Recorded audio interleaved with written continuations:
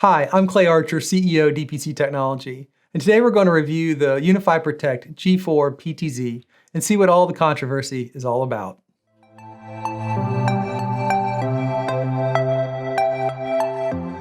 Ubiquiti entering the high-end PTZ camera market is a little bit of a head-scratcher. An $1,800 15-pound PTZ camera on a system that we typically use for small, simple, less expensive systems doesn't seem to make a lot of sense on the surface. Today we're going to put it through its paces and see whether it has a place in the UniFi Protect system. And then we're going to tell you what use cases we think this camera is best suited for. We did not receive the camera or any consideration from Ubiquiti, nor have we ever. We are an IT managed service provider in Florida, and we put Ubiquiti systems in as professionals. Our opinions come from the perspective of installers. We typically use access cameras for this level of install, so that gives you a little bit of a frame of reference of where we're coming from on our opinions. I'll leave a link to the basic spec sheet down below, but if you're here, I think you know the basics. This is a 4K pan tilt zoom lens with a 22x optical zoom.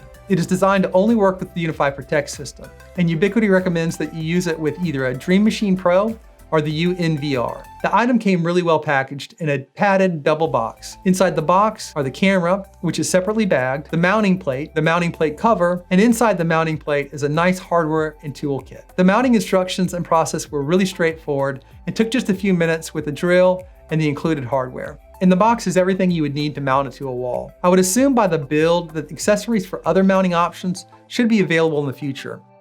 I could not find any mention of accessories online, so be aware if you're trying to hang it from a pole mount. My first impressions of the hardware is that it's really well built. The unit is 15 pounds and mostly made of metal. The weatherproofing and quality of the materials feels top notch. I wouldn't hesitate putting this camera in the most demanding of environments. With that being said, this is not a long-term test, but if that's something you're interested in, please let me know in the comments down below. And with that, I'm gonna jump right into our testing and discuss the features and quirks of the UNV G4 PTZ. All right, so let's jump right into the G4 PTZ. We put it up on a ladder in our network operations center. So I'm gonna dive right into the UniFi Protect and let's take a look at the image quality and compare it to the other cameras that we've already reviewed. If you haven't looked at our previous review of all the cameras combined, I'll put a link in the description down below. But my first comparison that I thought right off the bat was, how does it compare image quality to the G4 Pro? Straight out of camera, without doing anything to the image at all, I think that it is not quite as nice of an image as the G4 Pro, which doesn't surprise me. You'll see in our other video that I often talked about the lights themselves and the lights being a little blown out, and they're not in the G4. But I'll show you that if you zoom in on things, it's compensating for the exposure differently at different zoom levels. And so while in the wide as this is right now, it's not quite as contrasty an image as the G4 Pro was. It is a really nice image. Everything's really nice and crisp and sharp. Some overexposure in the exterior. If you see out the front door there, that's all blown out. But you'll see when I zoom in, that corrects for itself pretty well. I put the eye chart that we used in the previous video. If you remember in the previous video, it was right at the front of this first cubicle, not even into the cubicles. I think it was 10 feet away from the camera originally. And now it is 40 feet away from the camera, just to give you an impression of how far away the eye chart is. I'll quickly go through the pan tilt zoom features. There's a couple different ways you can make the camera move. First, you can use it with your mouse, which I think is probably the easiest way to use it in the system for me. You just click on whatever you want to see, and the camera will then just focus in on that, or pan tilt, whatever it needs to do to get to that spot in the screen. If you want to zoom in, you can just roll the mouse forward and backwards. So the mouse wheel forward zooms it in, mouse wheel backwards zooms it out. Really super easy, no big deal. But as far as how fast it rotates, you can also use the keys on the keyboards, the up, down, left, right arrows. I find them to be a little bit harder to use, a little bit more clunky, a little less fine in the adjustment, but they do work. So again, on the speed of rotation, I'll go ahead and just hold down the left arrow, and you can see how quickly the camera does rotate. It does rotate all 360 degrees. Quite nice range of motion there. You can see how the light on there. We're doing some B-roll of the camera itself, up and down. I don't have this camera really high right now. This is an 8-foot ladder, and it's not as high as I normally would put it, but you can see its range of motion is pretty nice. The other thing about the contrast, so you'll notice that it's kind of blown out there. As far as contrast goes, it's compensating for that wide view. So if I zoom in here, let's go across the street here. I'm gonna zoom in across the street. You can see in our parking lot. That's a truck in our parking lot and a truck in the far parking lot. And this is across the street. This is probably about 200 yards away. That's the money pages across the street. And you can see just crystal clear. That's full-time 22 times zoom, but it is really impressive. You know, to bring that back to a little bit more perspective of something that you could, know what it is. This is the eye chart. It is, like I said, 40 feet away. You can see on the Pro at about 10 feet, I could read the 20/20 line. But here, obviously, at 40 feet versus 10 feet, I can read all the way down to the very bottom line. I was able to read this line at 10 feet with the G4 Pro. So obviously, the image quality is just, the optical quality and the image quality at zoom is amazing. It also does a much better job of handling overexposure and underexposure the further that you zoom in. Obviously the sensor is, trying to compensate for what's just in its field of view. Another perfect example of what you can read here. This is probably about another 10 feet past the eye chart. This is the typical workers' comp chart, and you can see it 50 feet away. You can really read that. It's really, really quite impressive. Some other features of it that I just kind of wanted to go through real quick. It does not do any type of auto tracking. So it does do person tracking. It does have sensitivity to that. So it works really well. People coming in and out of the room, it definitely sees them, but it does not try and track them at all. Some other people asked, does it have like a patrol feature where you can zoom left and right or up and down on a regular schedule? It does not. And some other people asked, does it face capture? It does do face capture with the person detect, and it does a nice job, but it does not zoom in. It doesn't have vehicle tracking. It does not have number plate reading. It does not have object removal.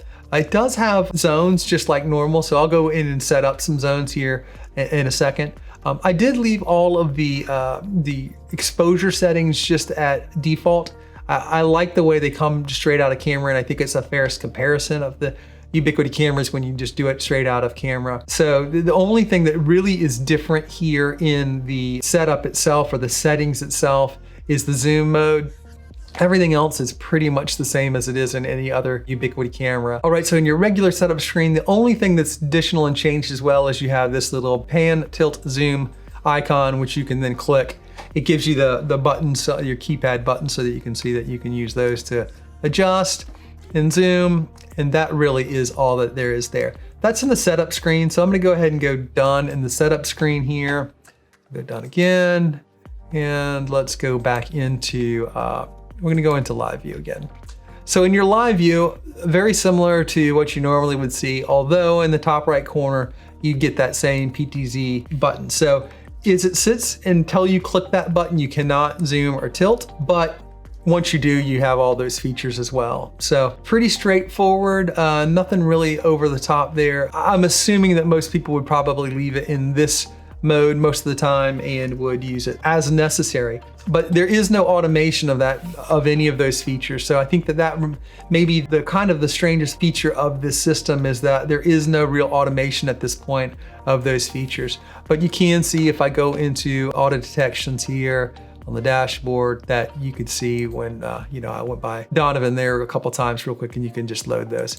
But just like all the other G4 family of cameras, it is recording those walk-bys and seeing those images. And if I went into smart detections here, you can see that they are in fact that UVC G4 PTZ. That's pretty much it for the interior shots during the day. We're gonna go ahead and switch over to night mode and take a look at it inside at night.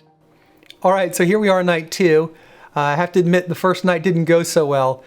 We got the camera up pretty late in the afternoon, and by the time I tried to do this low light test, I didn't have all of the firmware totally upgraded.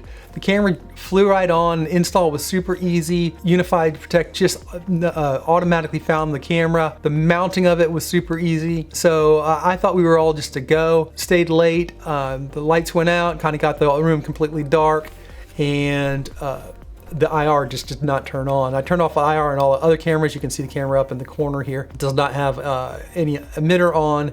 and I just couldn't get it to turn on. Every time I would try and turn it on, it would reset. So I gave up on it last night. I came back in this morning and I updated everything, got everything on the latest firmware. Seemed like everything ran a lot smoother, and the camera actually performed really flawlessly today. Was messing around with it. I spent most of the day kind of playing with it, going through the features. And then tonight, same thing happened. As soon as I tried to turn on IR, it would just kind of mess up and kind of circle around and then reboot. So I put in a ticket to Ubiquiti thinking that maybe it was some sort of technical issue. And then I realized that I just used the switch that I used on the original setup for the rig that I did a couple weeks ago when I compared all the cameras. And that is just a little Netgear GS110TP, a simple little PoE switch. It powered all the cameras last week, so I was like, oh, I can just throw it on there and it won't be an issue.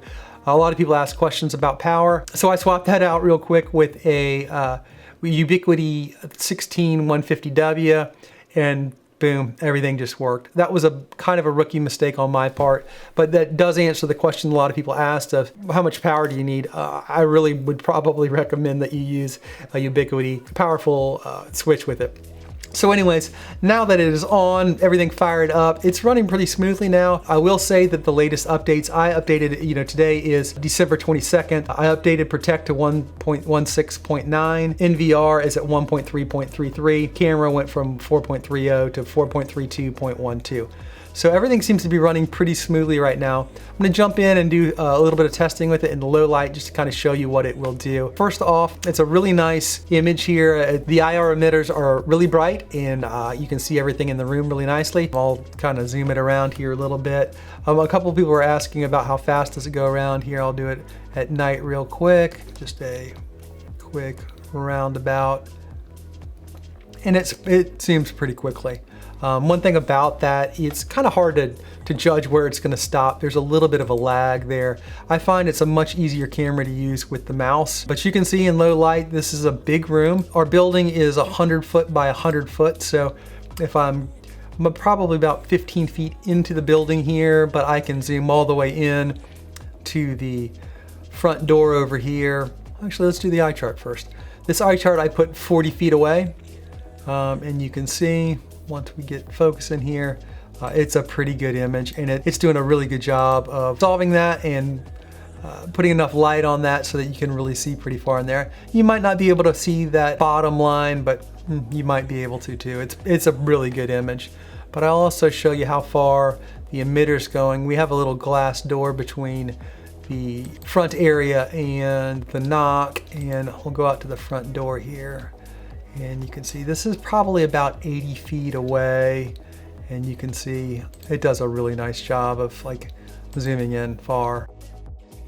I don't think anybody's going to be upset about the optics of it, and I don't think anybody's going to be upset about the build quality of it.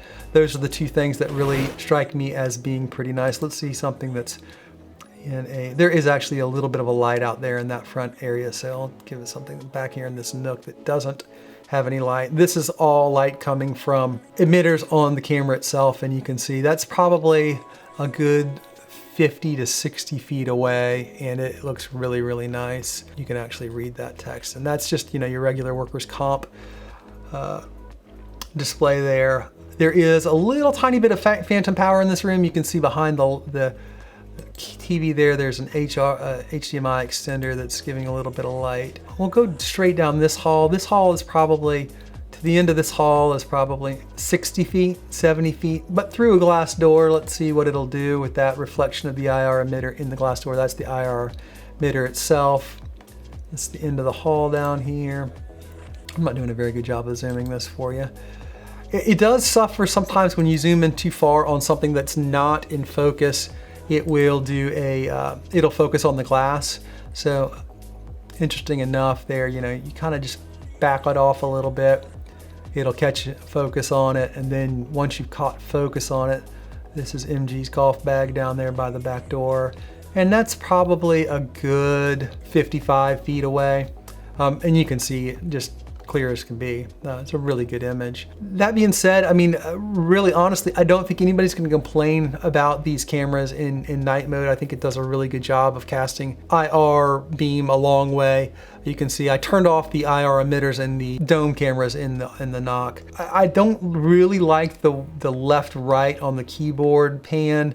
It seems a little clunky. You know, if you're just doing a little bit of an adjustment, that seems to be okay. My kind of preferred way to use it is to click on something. I'll click on this trophy here.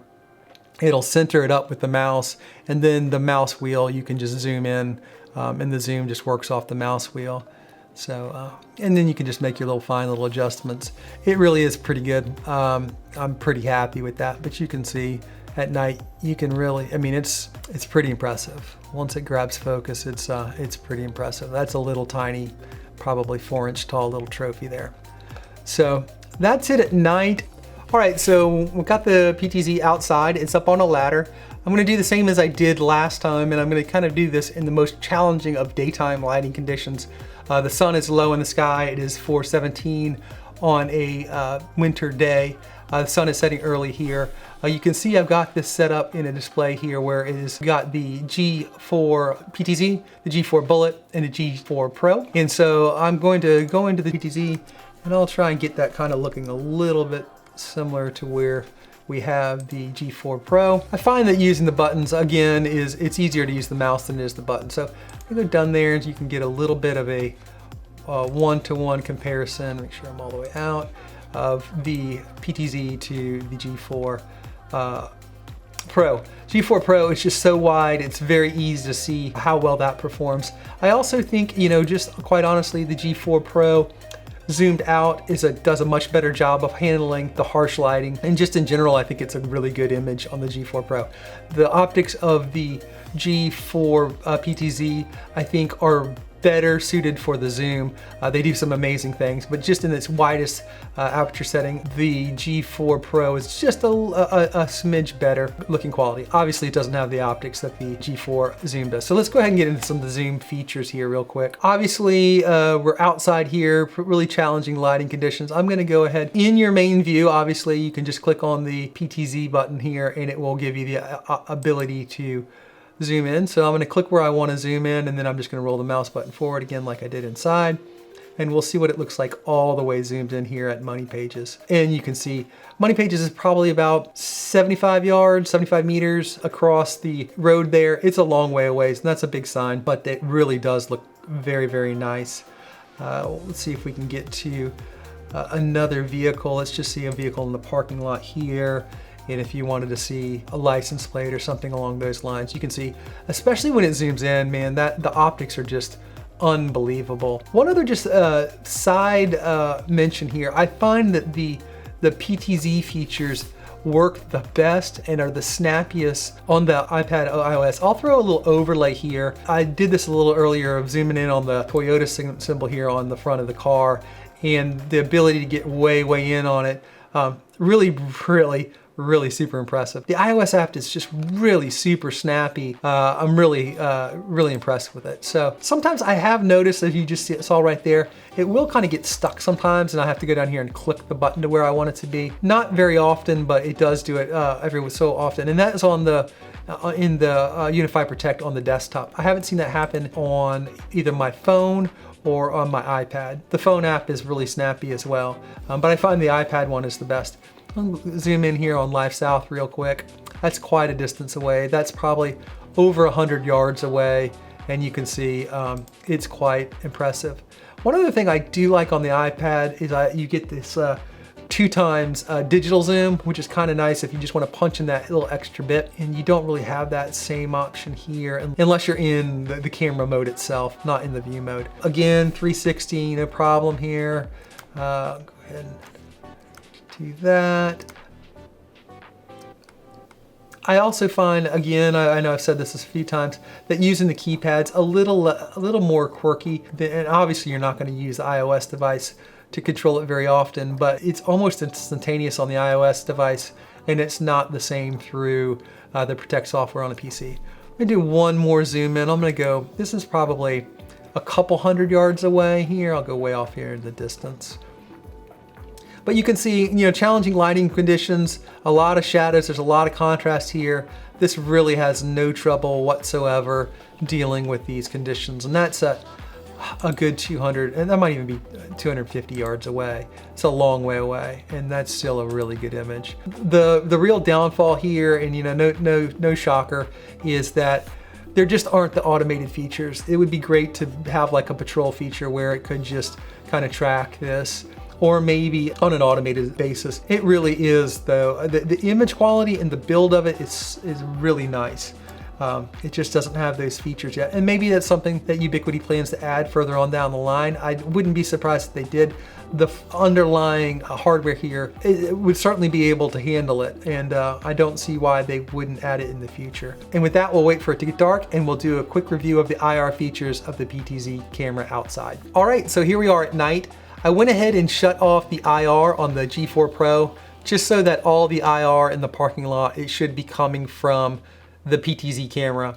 And as you can see, it's a pretty good image. You can actually see Saturn and Venus up there in the sky. I'll go ahead and go into PTZ mode, zoom in a little bit. Obviously I can't go up too much because it only goes up so high, but you can clearly see Venus and Saturn quite nicely in the image. Looks really nice, really strong. The camera itself performs really well. I think it's pretty comparable to the G4 Pro and the G4 Bullet as far as its sensitivity at night. It looks really good. I can zoom in quite easily on things and get quite a bit of detail. I'll go right in the middle of this grill over here. One thing I will tell you too, I'll show you in the parking lot. I turned off all the exterior lights in the parking lot, so all the light that you are seeing here is coming from the G4 PTZ itself. One complaint I do have with it, I'll tell you, is that I think it's a little too strong and I can't figure out how I could lower the amount of IR light that's being shown. I've messed around with the settings to see if I could kind of tone back the exposure, maybe deal with contrast. Really messed with all of the settings, the HDR settings. I can't find a way to make it not be quite as reflective. I'll show you where this is an issue. Actually looks really good on that vehicle, but let's go ahead and I'll zoom over here too. I've only got a couple exposed license plates at this point right now, but here's one on the old Ranger. If I zoom in, you'll see that this is just too reflective. And this only light that is shining towards this license plate right now is coming from the G4 PTZ. There is no other light source. You can actually see the reflection right here in the lower left part of the screen here. That's actually the front element of the PTZ reflecting that back on like the glass there. But I've gone in and I tried my best to try and work that out in software. I can't see a way to do it. Now, obviously I've only been messing with this camera for a couple of days and maybe there's a way to do it. I will tell you that as I'm messing with it and it zooms in and out, or maybe it's adjusting the brightness and contrast, not in the actual adjustment, but as the camera's readjusting itself, it comes right into focus. So I think that's something they could probably fix in either software, or there's something that I'm doing wrong there. I'll zoom in on this license plate. Now this is quite a bit of ways and it's got its own light source. So I don't know that it's necessarily just the light source, but on that one as well, I can't see it. Really pretty much any reflective surface just gets really blown out and it's almost impossible to see what the image is. So, same thing with like the handicap signs in front of the buildings. Any kind of signage just gets really blown out. I think there's one over here that we looked at during the daytime. Yeah, there's their handicap sign. No detail on that. I mean, I can zoom in on it and nothing really there. One other thing that I haven't really shown, and I'll do it real quick because I'm doing it now, but I'll zoom out from here, is how long it takes to go from all the way zoomed in to all the way zoomed out. But again, not that it's focusing on that, but you can't see that sign. I'm all the way zoomed in here. Let me get on something that's a little bit more attractive to look at. We'll look at this little lit 3D digital sign at the Money Pages building. And again, this is front lit. Camera's having no trouble picking that up, auto-focusing on it. But I'm gonna go all the way from 22 out to 1 times here and tell you, and I'll count it in to see how long it takes to zoom in and out. 1, 2, 3, 4, 5, 6, 7, 8, 9. That's about typical. It's about 8 or 9 seconds to go all the way from zoomed out to zoomed in. Let me go the other direction over here real quick. I'll show you something far away. Again, there's office lights all around here, so it's not the most challenging of conditions. There's a lot of light here all the time. Pretty good image, just really harsh wherever there's a reflective surface that's pointing right back at the camera. And I think that's probably something that they can fix a little bit or adjust a little bit in firmware. Or it may just be me as well. You might just go, oh Clay, you dummy. You could do this and it would make it better. That's pretty much it for the exterior of the building. I think I covered everything that's important there. As far as a low light camera, I think it works well. I think it's comparable to the other G4 cameras. I think where it falls down is that there probably needs to be a little bit more software updates so I can work on the exposure just a little bit better. I would love if it would patrol. If they come out with these future upgrades like vehicle tracking or person tracking, the camera is way capable of doing that. You can see in this dark parking lot that it is very capable of identifying everything and being able to track something or follow something or surveil the area. It's quite good at that. One last quick little thing before I go. I noticed when I went back to turn on the IR emitter in the G4 Pro that you really could see how strong the IR emitter is on the G4 PTZ camera. So real quickly, this is output from the G4 Pro obviously, and I'm going to use my iPad to control the PTZ feature of the camera, and you can see the amount of light that is cast by the unit is pretty impressive. You can see, look at the shadow cast behind the transit there. It's really quite strong, and how far into the distance, you can see that shadow cast by the palmetto bushes there in front of the Ranger. It really does cast quite a long range. I was actually surprised at how strong it was. I knew in the reflections that it was really strong, but I didn't realize how strong it is. I did notice also, and I remiss that I didn't remember this, but on the G4 Pro, under your IR, you can control the intensity. I think they need to have that option with the PTZ. Obviously, it's just gonna be an update in the software. In the G4 Pro, this is in night mode, and I just turn the intensity all the way down, and you could really kind of dial in how strong you wanted the light to be on the G4 Pro. I think that feature needs to be added to the G4 PTZ. But with that, we'll go ahead and send it back to the studio for real this time. So here are my conclusions. But first, please like and subscribe if you like this kind of content. I think the build quality of this unit is top notch. I really believe it's worth the money for the hardware. But where it falls short is features. Before I really could recommend it, it needs to have features like person and vehicle tracking, patrolling, and more automation of the PTZ functions. But we do have a few use case scenarios where this will work. We have several doctors that stream procedures to a television. This would be a great camera in those situations. The control is easy, and the optical quality is quite high. I also used OBS to capture these videos, and I could easily stream the feed with no issue. But let's be honest, it would be great to have an open standard to use this device to stream or be controlled by third-party software. I have 2 more wishlist items. One would be flexible mounting accessories, and also I'd like to see a white color option. I know this was a lot of information. If you have any other questions or comments, or would like us to test any other features of the G4 PTZ, please leave them in the comments down below. And if you're interested in this kind of review, please like and subscribe. Thanks as always, and we'll see you in the next video. Outro! It does a really nice job of zooming in far.